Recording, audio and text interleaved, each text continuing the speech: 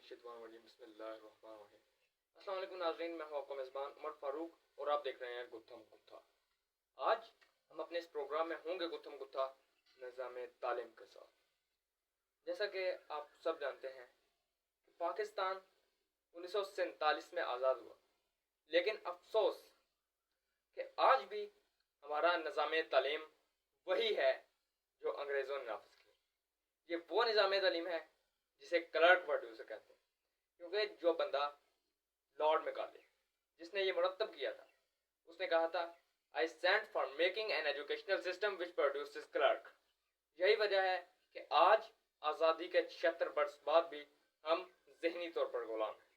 آج ہمارے سیاستدان باتیں تو بہت کرتے ہیں کہ جی ہم نے ایٹم بم بنا دیا، ہم نے صحت کارڈ جاری کر دیا، ہم نے شوکت خانہ ہسپتال بنا دیا، ہم نے میٹرو بس لا دی۔ میں ان سے یہ سوال پوچھنا چاہتا ہوں، کیا آپ نے پاکستان کو اپنا مسلمانوں والا اور اسلامی نظریہ حیات کے تحفظ والا نظام تعلیم دیا؟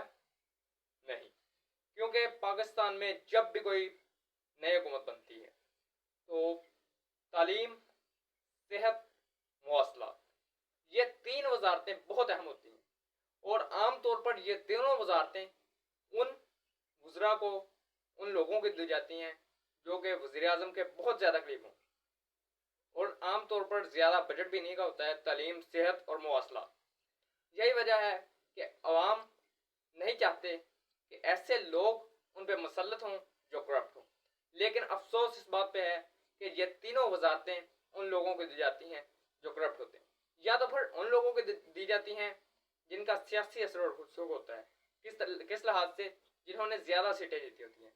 اس کی ایک مثال ہے ہمارے پاس موجودہ وفاقی وزیر تعلیم خالد مقبول صدیقی سے۔ ان سے میرا یہ سوال ہے کہ کیا قابلیت ہے آپ کی جو آپ کو وفاقی وزیر تعلیم لگا دیا گیا؟ کیا یہ قابلیت ہے آپ کی کہ آپ کی پارٹی کس طرح سیٹیں ہیں جو کہ حکومت پاکستان کے لیے ایک مضبوط ستون سمجھا جاتا ہے؟ کہ ہمارے ملک میں تعلیم کے لیے بجٹ تو بہت مختص کیا جاتا ہے، لیکن وہ تعلیمی اداروں اور وہ لوگ جو ان اداروں کو چلاتے ہیں، جو ان کے انتظامی سربراہ ہوتے ہیں، ان تک نہیں پہنچ پاتا۔ وہ جاتا ہے وزراء کی جیبوں میں، مشیران کی جیبوں میں، اور کرپٹ ترین لوگ جو ہوتے ہیں سسٹم کے، ان لوگوں کی جیبوں میں۔ پاکستان کو آزاد ہوئے 76 برس ہو چکے ہیں۔ چائنا ہم سے بعد میں آزاد ہوا، انہوں نے سب سے پہلے اپنا ایجوکیشن سسٹم مضبوط کیا۔ یہی وجہ ہے کہ آج چائنا کے لوگ ترقی کر چکے ہیں، لیکن ہماری پاکستانی حکومتیں جو ہیں، انہوں نے 1947 سے لے کر آج تک اپنے سیاسی مفادات کو عوامی مفادات پر ترجیح دی اور عوامی مفادات کو پس پشت ڈال دیا۔ یہی وجہ ہے کہ آج پاکستان کا نظام تعلیم ایک ایسا نظام تعلیم ہے جو کہ کلرک پروڈیوسر ہے، جو کہ گلا سرا اور بوسیدہ نظام تعلیم ہے۔ اس نظام تعلیم کو موڈیفائی کرنے کی ضرورت ہے اور اس میں تبدیلیاں لانے کی ضرورت ہے۔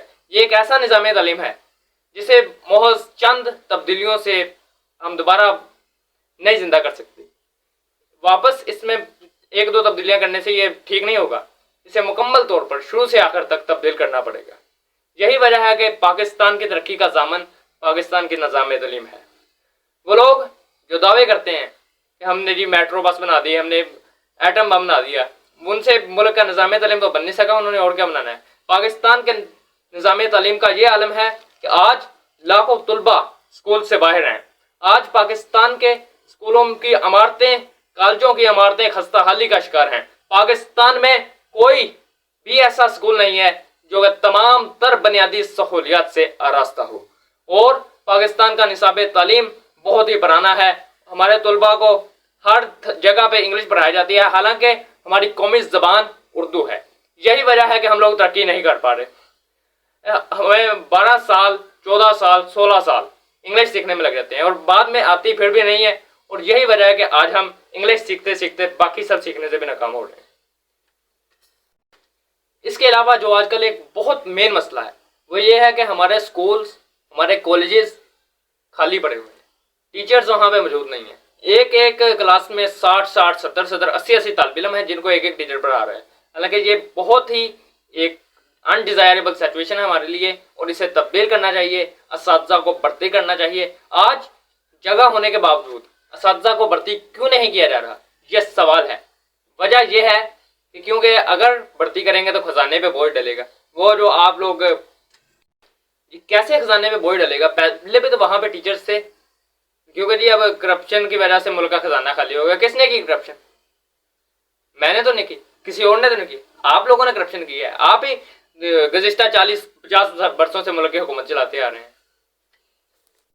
اس کے علاوہ پاکستان میں عملی امتحانات، جسے ہم کہتے ہیں پریکٹیکل کے امتحانات، وہ ان کی بچوں کو تیاری کروائی نہیں جاتی. پاکستان میں کوئی اسکول کالج ایسا نہیں ہے جو کہ گورنمنٹ لیول پہ ہو اور اس میں بچوں کو تیاری کروائی جاتی ہے.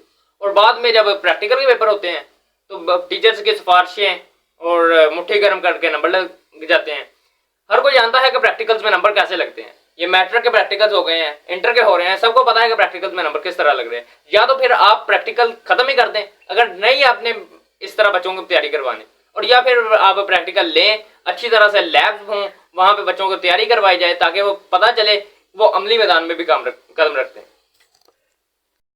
اس کے علاوہ ہمارے سیاستدان جو ہیں وہ یہ کہتے ہیں کہ جی پاکستان کے اور مسائل تو حل نہیں ہو رہے، ہم یہ نظام تعلیم اب کدھر سے آ گیا.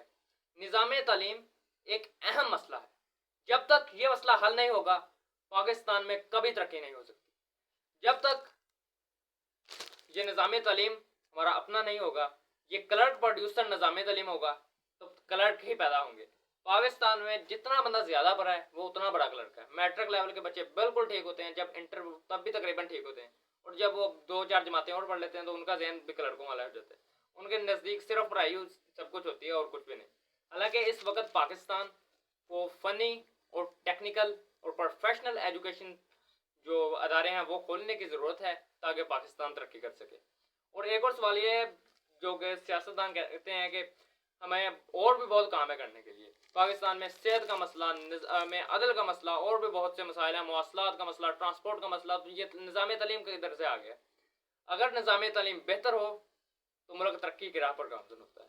یہی وجہ ہے کہ ساری دنیا میں سب سے پہلے اپنے نظام تعلیم کی جانب توجہ دی جاتی ہے. لیکن افسوس کہ پاکستان آزادی کے 76 برس بعد بھی حقیقی طور پر غلام ہے.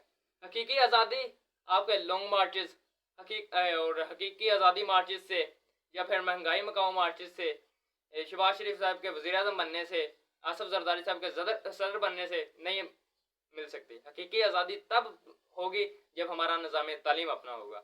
آج یہ نظام تعلیم کلرک پروڈیوسر ہے. جب ہمارا اپنا نظام تعلیم ہوگا جو اسلام کے اصولوں پر مبنی ہوگا، جو پاکستان کا نظام تعلیم ہوگا، تب لیڈر پیدا ہوں گے. تب قوم کو پتہ چلے گا کہ لیڈر اور گیدر میں کیا فرق ہے. آخر میں میرا حکومت پاکستان سے، وزارت تعلیم سے یہی مطالبہ ہے، اور یہ ایک پرزور مطالبہ ہے، یہ میرا نہیں ہر پاکستانی کا مطالبہ ہے کہ پاکستان کا نظام تعلیم تبدیل کیا جائے. یہ کلرک پروڈیوسر نظام تعلیم ہے، اسے تبدیل کرنے کی اشد ضرورت ہے. اس کے بغیر پاکستان نہ کبھی ترقی کر سکتا ہے اور نہ ہی کرے گا. اگر آپ چاہتے ہیں، آپ پاکستان سے وفادار ہیں، آپ واقع محب وطن ہیں، تو پاکستان کا نظام تعلیم تبدیل کرو. اگر نہیں کر سکتے تو پھر حکومت چھوڑو، کر جاؤ. پاکستان کا فیصلہ پاکستانی قوم کو ان کے اپنے ہاتھوں سے کرنے دو. ویسے تو آپ لوگ کہتے ہیں کہ جی ہمارے شاعر قومی جو ہیں وہ علامہ محمد اقبال، کیا کبھی ان کے بات کو فالو کیا؟ یہ جو موجودہ نظام تعلیم ہے اس سے متعلق میرے قومی شاعر نے فرمایا تھا، اور اہل کلیسا کا نظام تعلیم، اور اہل کلیسا کا نظام تعلیم فقط سازش ہے دین و مروت کے. اور اسی کے ساتھ ہی مجھے دیجیے اجازت، آپ سے ملاقات ہوگی انشاءاللہ پھر اگلے پروگرام.